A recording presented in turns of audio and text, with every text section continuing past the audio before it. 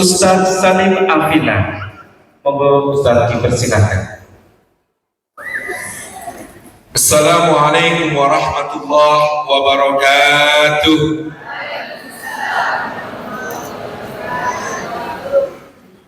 Alhamdulillahi wa kafa wassalatu wassalamu ala rasulil mujtaba sayyidina wa habibina wa syafi'ina wa maulana Muhammadin Mustafa wa ala alihi wa sahbihi ahli sidq wal wafa summa ala kulli man ittaba'al huda. Asyhadu an la ilaha illallah wahdahu la syarika lah wa asyhadu anna Muhammadan abduhu wa rasuluhu la nabiyya ba'da. Ibunya baru bikin adonan kue-kue untuk dibagikan ke tetangga menjelang hari raya. Nah, adonannya itu kan di lem, loyang-loyangnya di sebuah ruangan gitu, sebelum nanti di oven. Anak kecil ini bawa ember isinya pasir dari luar, masuk ke dalam terus menaburkan pasir-pasirnya ke dalam semua adonan yang belum dipanggang. Ibunya masuk, lihat anaknya lagi ngesokin pasir ke semua adonan. Apa yang diungkapkan ibunya? Ya Allah, nah tak tungake muga-muga dadi imam Masjidil Haram. Nama anak itu Abdurrahman As-Sudais. Sudah menjabat sebagai Imamul Haramain selama 43 tahun sejak usia 20-an. Karena apa? Doa ibunya. Ketika kapan? Ketika marah atau sebut jenengan lagi duka, dongane mustajab. Maka sampun leres Rabbi habli minas sholihin. Jadi kapanpun dimanapun jangan lupa mendoakan anak-anak kita. Jadi orang tua yang hebat doanya. Jangan pernah lepas, jangan pernah putus mendoakan anak-anak kita. Doanya seorang ibu, doanya seorang bapak, doanya orang tua untuk anaknya, kata Nabi Sallallahu Alaihi Wasallam dalam hadis riwayat Imam Ahmad, selevel dengan doa seorang nabi untuk umatnya. Doanya bapak dan ibu untuk anak-anaknya selevel dengan doanya seorang nabi untuk umatnya. Tidak ada yang lebih dihajatkan seorang anak dari orang tuanya melebihi doa-doa. Maka penjenengan dengan doa-doa ini, itulah yang akan menjadikan penjenengan semua orang tua hebat. Hebat karena doanya yang hebat kepada Gusti Allah. Maka yang kedua, karena tahu bahwa tanggung jawabnya berat, tugasnya berat, namanya orang tua, menika ingat firman-Nya Gusti Allah di dalam Suratul Nisa ayat ke-9. Firman Allah Subhanahu wa taala, a'udzubillahi minasyaitonir rajim, bismillahirrahmanirrahim, wal yakhshal ladzina law taraku min khalfihim dzurriyyatan dhi'afan khafu 'alaihim falyattaqullaha wal yaqulu qawlan sadida. Dawuhipun Gusti Allah, wal yakhsha, dan hendaklah takut.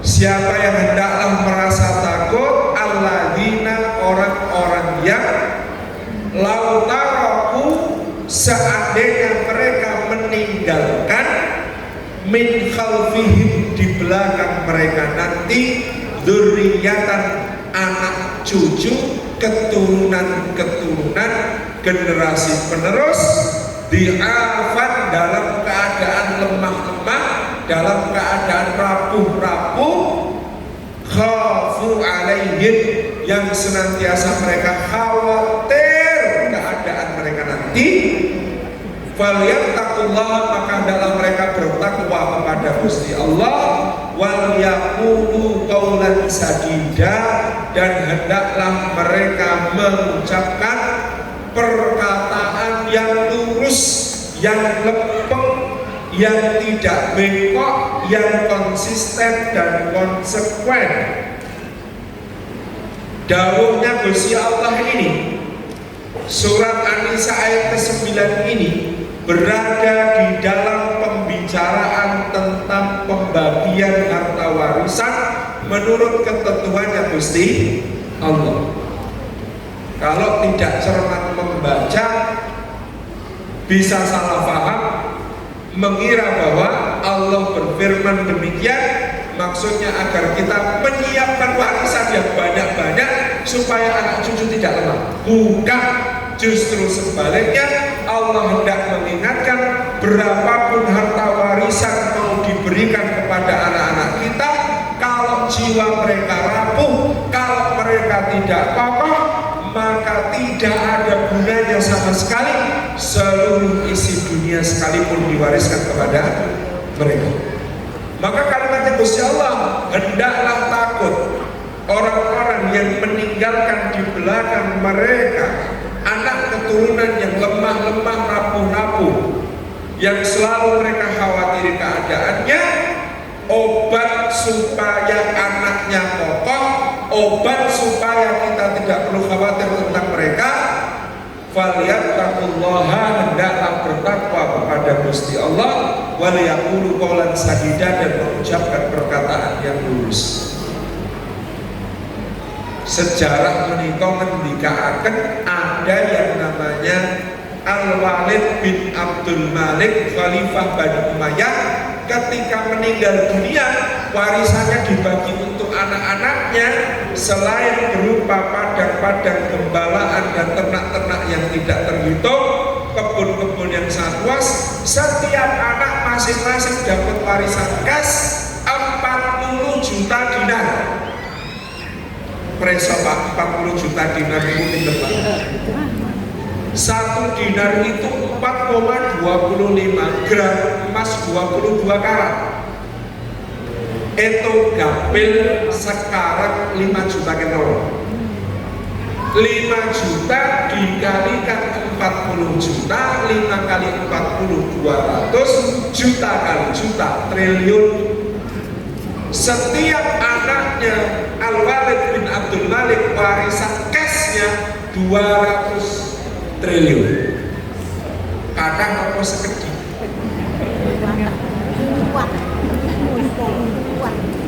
Lalu meninggal, ganti adiknya namanya Sulaiman bin Abdul Malik.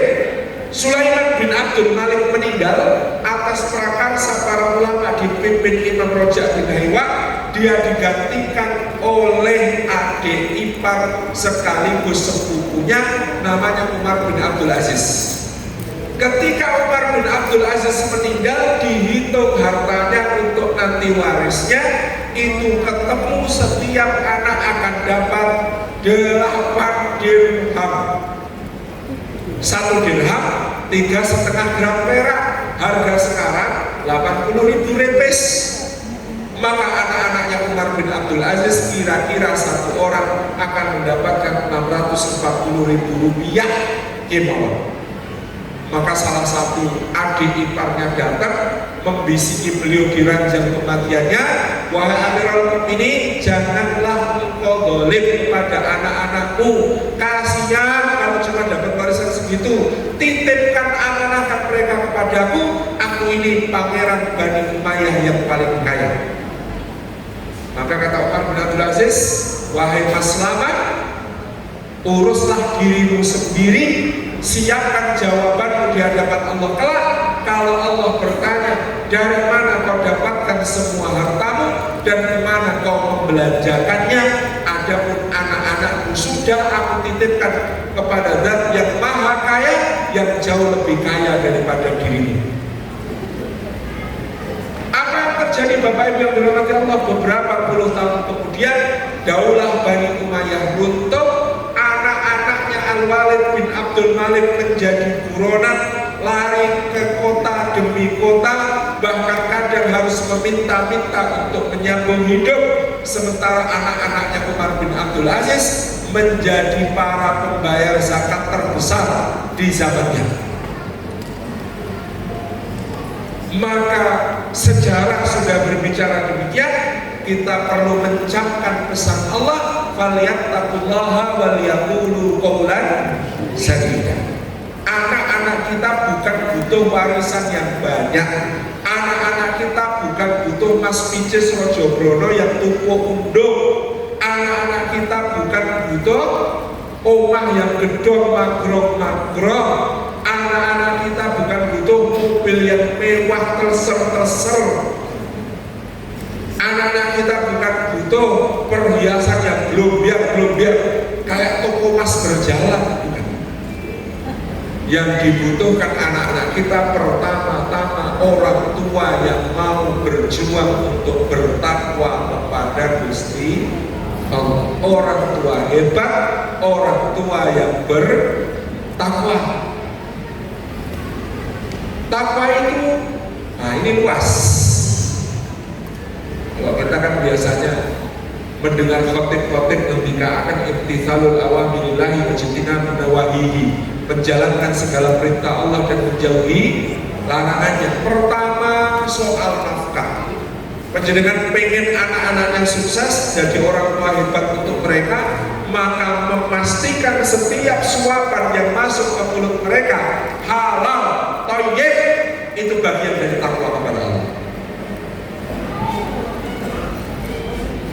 Maka konon Syekhona Maimun Zubair itu selonggar-longgarnya fikih beliau, tetapi kalau dalam soal nafkah, anak istri beliau semua hanya dinafkahi dari hasil sawah dan perahu yang dikemudikan oleh nelayan-nelayan yang adalah milik beliau. Tidak pernah nafkahnya berasal dari luar itu. Uang dari pengusaha, maka kemudian semua ke pondok, penyumbang-penyumbang. Uang politik juga tidak pernah dimasukkan ke pondok. Uang dari tokoh politik maka diserahkan ke yang politik untuk ngurus politik. Kehati-hatian beliau. Takwa, maka takwa itu salah satu maknanya ngatos, berhati-hati. Takwa ugi, kalau kita orang Jawa mengenal istilah tirakat. Itu sebagai bosan. Tirkah, perkawis ingkang ditinggalkan. Ada yang kita tinggalkan, nyaman-nyaman dan enak-enak kita tinggalkan dalam rangka mujahadah, dalam rangka riyadhah, supaya kita dan anak keturunan kita mendapatkan kebaikan dari Gusti Allah. Maka kalau ungkapan orang Jawa dikatakan bopo topo, anak nompo, putu melu, buyut katut, canggah serambah. Kesolehannya orang tua itu bermanfaat untuk anak keturunannya. Bopo topo, bapak yang bertapa, bapak yang ibadah, bapak yang mujahadah, bapak yang riyadhah, mengamalkan amalan-amalan sunnah. Anak nompo, anak yang menerima. Putu melu, cucu masih ikut. Buyut katut, buyutnya terbawa. Canggah keserambah, canggah masih dapat cipratan kebaikannya. Dan ini dipersaksikan oleh Quran. Dalam episode terakhir kisah Nabi Musa dan Nabi Khidir di surat Al-Kahfi, mereka ada kisah Nabi Musa dan Nabi Khidir menegakkan dinding yang hampir rubuh di sebuah kota. Lalu keterangannya, karena di bawah dinding itu terdapat harta simpanan untuk 2 anak yatim di kota tersebut. Apa keutamaannya 2 anak yatim itu sampai Gusti Allah mengirim 2 makhluknya yang paling mulia. Yang satu Rasul Ulul Azmi, pemimpin Bani Israel, Kalimullah yang pernah berbicara langsung dengan Allah, namanya Musa alaihissalam. Yang satu gurunya Khidir alaihissalam untuk menyelamatkan harta pusaka bagi 2 anak yatim itu. Apa keutamaan anak yatim itu? Quran mempersaksikan wa kana abuhuma sholihan, karena bapak mereka berdua dulu adalah orang soleh. Karena bapaknya soleh, anak-anaknya mendapatkan manfaat dari kesolehan tersebut. Bahkan dalam tafsir Ibnu Katsir dikutip dari Sayyidina Abdullah bin Abbas, yang dimaksud bapak di situ ternyata bukan bapak langsung, tapi kakek ketujuh. Kesolehannya kakek ketujuh masih bermanfaat untuk cucu ketujuh. Masya Allah. Saya diceritani Gus Yahya, Ketua Umum PBNU. Gus Yahya itu lebaran kemarin sowan ke mbah ciliknya, adiknya Eyang di Magelang. Nah gimana? Sudah pakai sarung BHS yang jut, baju koko putihnya itu yang impor, the best, kain katungnya sing walus, pecine yo songkok istimewa. Mau rodok gaya di hadapan mbak ciliknya karena pernah jadi juru bicara presiden, pernah jadi Katib A, pernah jadi ketua umum. Tapi mbak ciliknya itu kata Gus Yahya, melihat beliau itu dengan pandangan geleng-geleng kepala sangat merendahkan. Lalu tanya, mbak, kok ngotot leh kok? Nah, kue yo Allah, cok. Kalau simbah-simbahmu dulu gak tirakat, mau jadi apa? Nah kamu sekarang kayak begini, ini tirakatnya simbah-simbahmu. Coba kalau simbah-simbahmu dulu tidak tirakat, jadi apa? Jadi akhirnya Gus Yahya itu di dalam tulisannya cerita, lah iya saya pikir-pikir juga begitu, mondok ya bubar, kuliah biar kok ya bisa jadi ketua umum PBNU. Jadi Masya Allah tabarakallah, itu tirakatnya simbah-simbah. Jadi makanya ini penting. Allah ya'lam gaji mutamid Khalil Lausan, guru saya dulu, kalau ada santri bermasalah, yang ditegur pertama menikah bukan santrinya, tapi orang tuanya. Biasanya di Dawirawo ke pondok, kemudian ditanya, Bapak, Ibu, nyuwun pangapunten, ini putronya belum bisa menyesuaikan diri dengan ritme ngaji di pondok, tolong dibantu J. Terus nanti Pak Kiai kami bantunya gimana?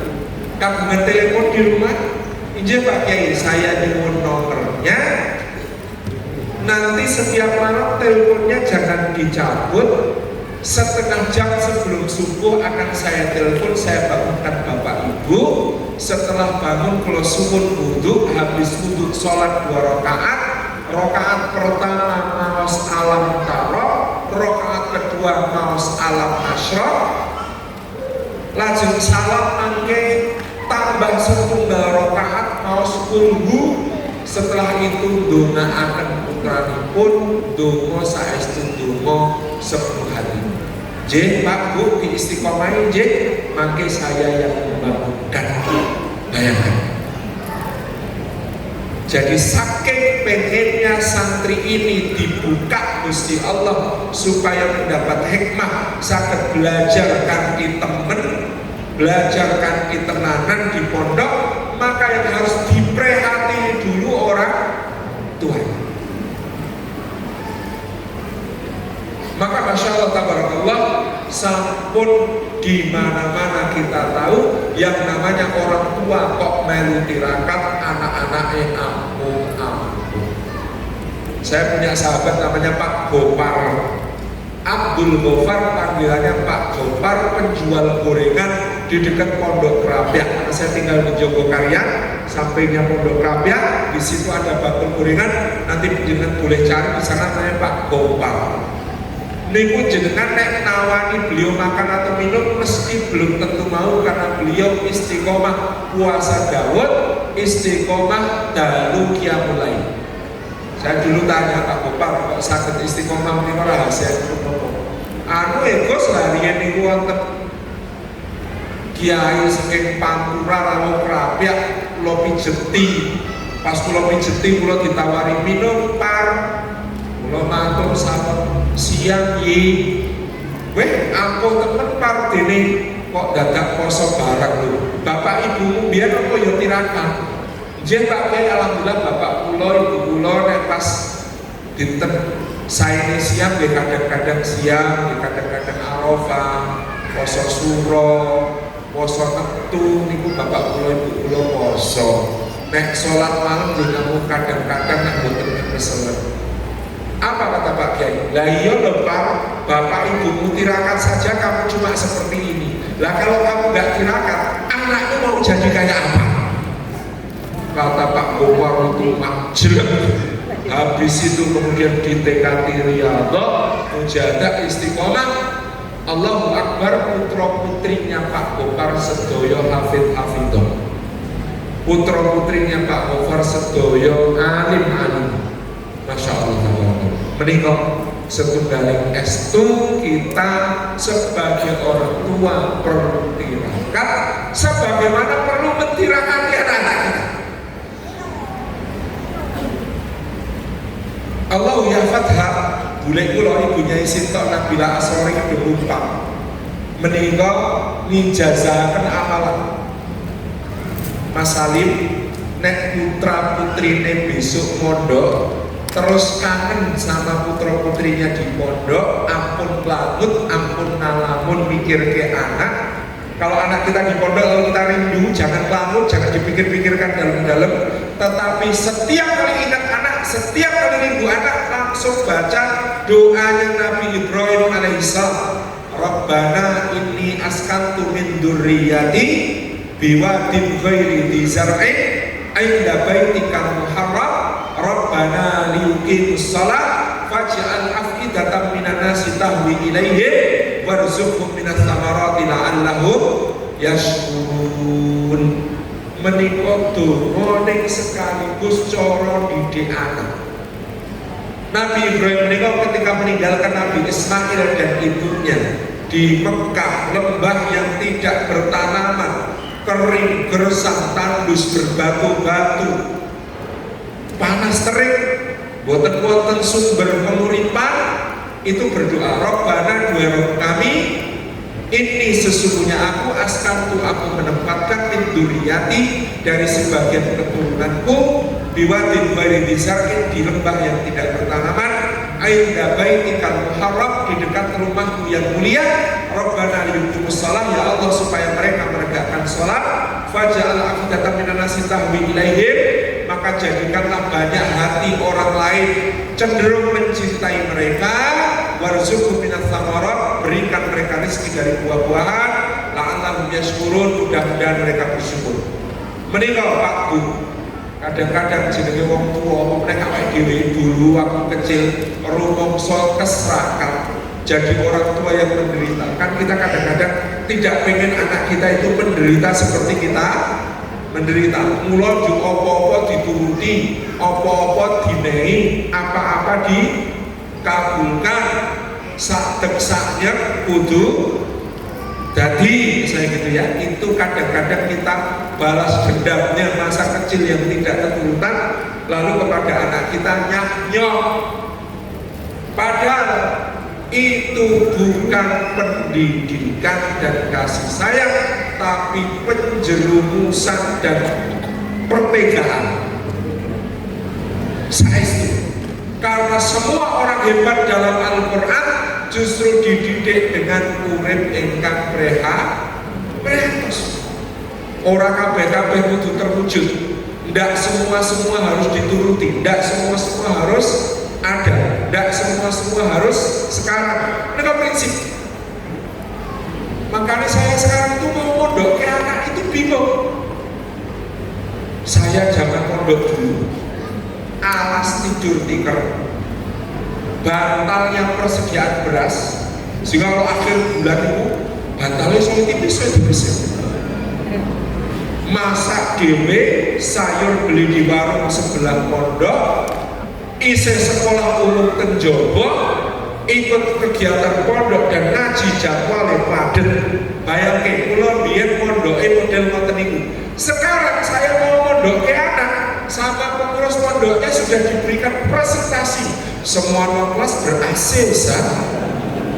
kamar kita kasur tumpuk spring bed kualitas nomor 1, catering 4 sehat 5 sempurna.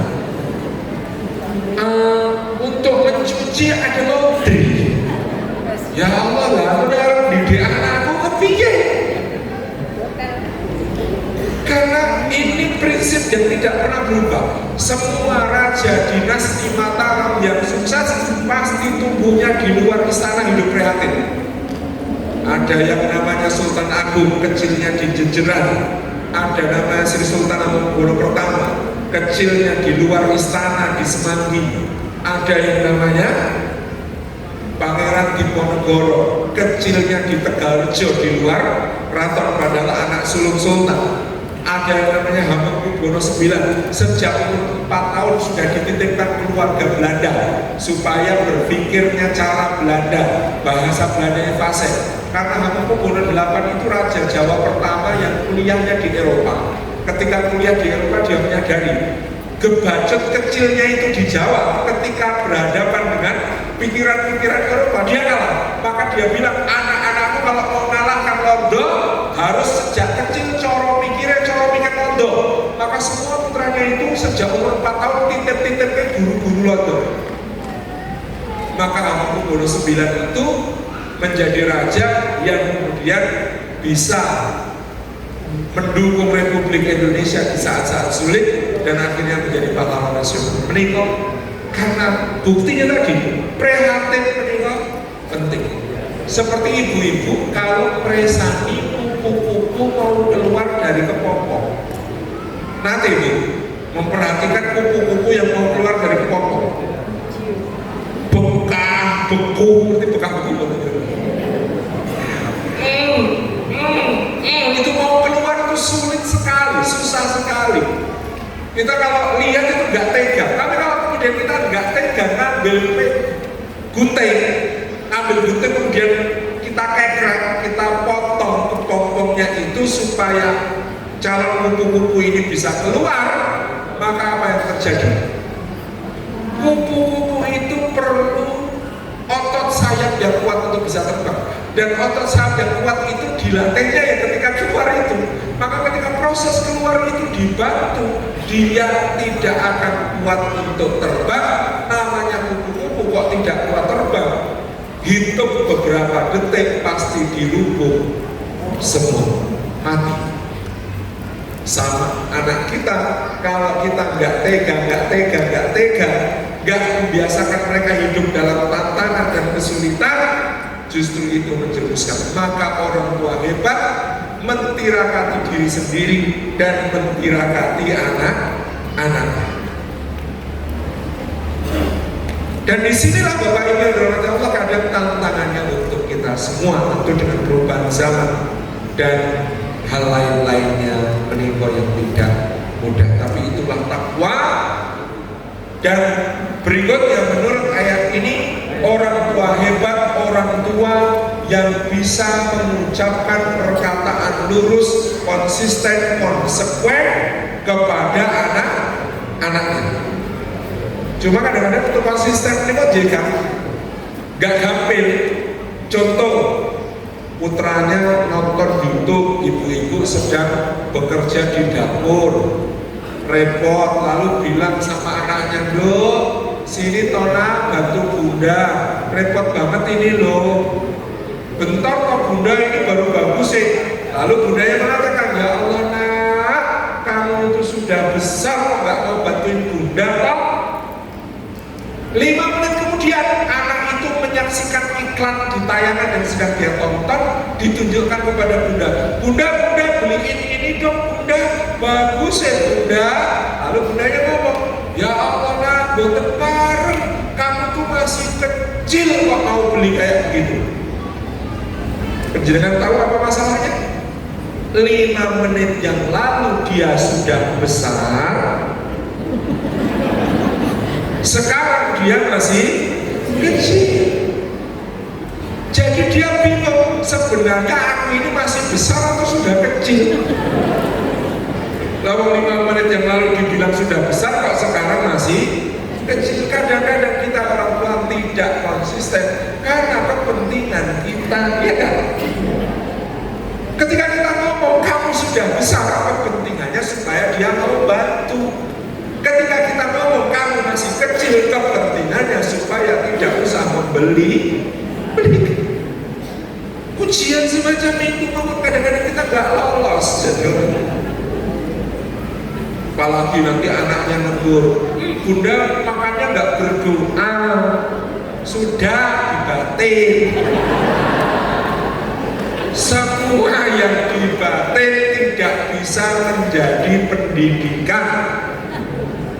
Jadi daripada mengatakan sudah dibatin, lebih baik oh iya maaf lupa melafalkan induk. Ya sudah, bunda berdoa lagi, dilafalkan Bismillahirrahmanirrahim. Terus mereka konsisten konsekuen, berani minta maaf, berani memperbaiki kesalahan depan anak, tidak malu minta maaf sama anak. Mereka konsisten, mereka konsekuen. Kadang-kadang kita itu gak gampang ngomongin bener ini kok ya gampang. Putaran ini lari-lari, bagus jatuh. Apa kata-kata yang keluar dari lisan ibu ketika anaknya jatuh? Model pertama ibu-ibu Indonesia. Terus syukur, kapok katan, kandani ngeyel. Antar badan ada model ini. Model kedua, ya Allah, siapa-siapa nggak usah nangis, ini batunya nakal ini, batunya nakal gitu. Wonten? Ya. Yang ketiga, model ketiga. Udah nggak usah nangis, nggak usah nangis. Anak hebat, orang pinter kok. Rapopo, raloro. Anda? Padahal semua kata-kata itu ada konsekuensinya. Yang pertama, nek senengnya kok juk nyalahnya, kandangnya yang mingkem dengan dani, tiga dengan kapok lapan. Itu kalau kita berlebihan di situ, naudzubillah, biasanya anaknya berubah menjadi anak yang tidak berani ambil resiko, selalu takut disalahkan dan suka menyalahkan dirinya sendiri. Kalau ada murid wonten rumah Quran ini kalau rumiyin diajari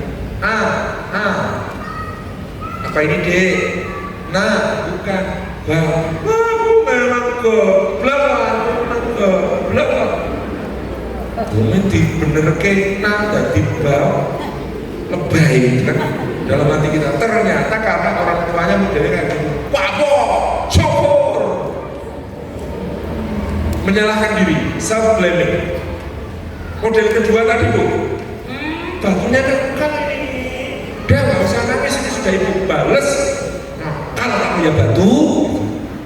Model ini melahirkan anak yang blaming others, suka menyalahkan yang lain. Ditanya, kok kamu nilai matematikanya cuma 7? Jawabannya, habis batunya nakal sih. Diubah sedikit menjadi habis gurunya killer, nggak suka sama aku itu gurunya. Nomor 3, misalnya, udah, nggak apa-apa, nggak sakit, cuma kayak gini. Menumbuhkan anak yang sebenarnya itu sakit, dia merasakan sakit beneran, tapi orang tuanya bilang kayak gini aja, nggak sakit. Itu nanti melahirkan anak yang empatinya tipis. Lihat orang menderita kayak gitu aja.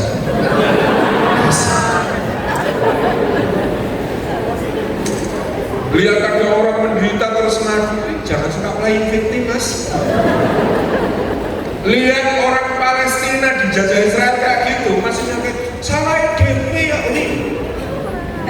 Yang repot orang tuanya sudah sepuh, asam uratnya kamu. Ini kaki ibu sakit banget, gitu aja enggak. Ngeluh, nangis, enggak sakit kayak gitu aja. Dia tau udah tua nangis ini. Saya ngajari sopo. Karena dia dulu pernah merasa sakit betulan tapi tidak disebut sakit. Loh, Pak Ustadz itu salah kabeh berarti. Yang benar gimana? Yang benar itu memang tidak usah banyak bicara. Anak tiba bagus tinggal dipeluk, nek wis nangis rampung, baru disalami, selamat ya nak ya, kamu sudah belajar sesuatu yang keren. Lari besok lagi harus lebih cepat, tapi lebih hati-hati. Kalau jatuh, jangan takut, jangan sedih, bangkit lagi nak.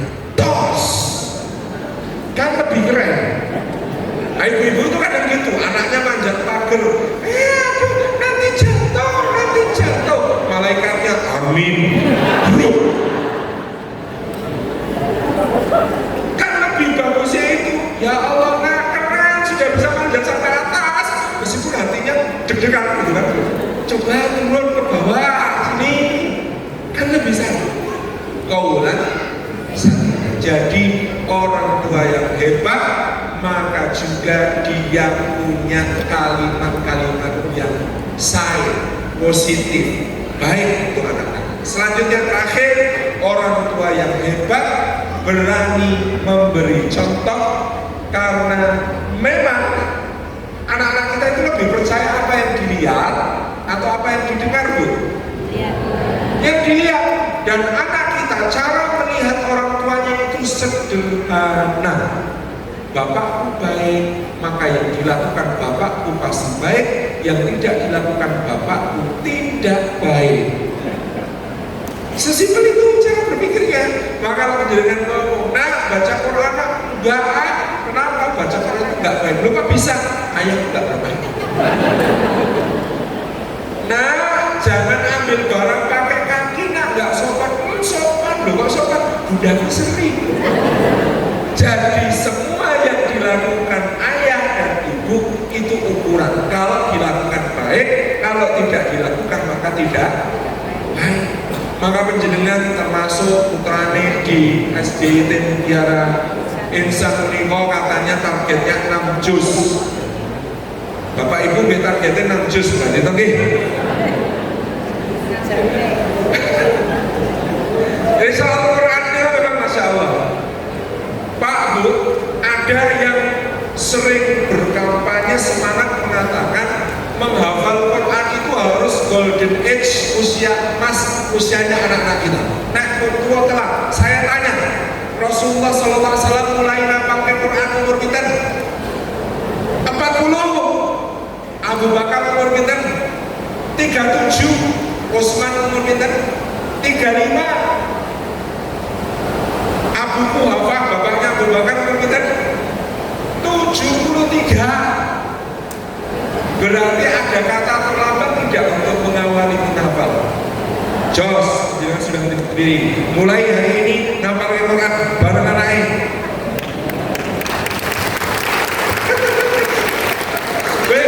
Wah, gak bisa ya tak ngapal kayak yang kemarin.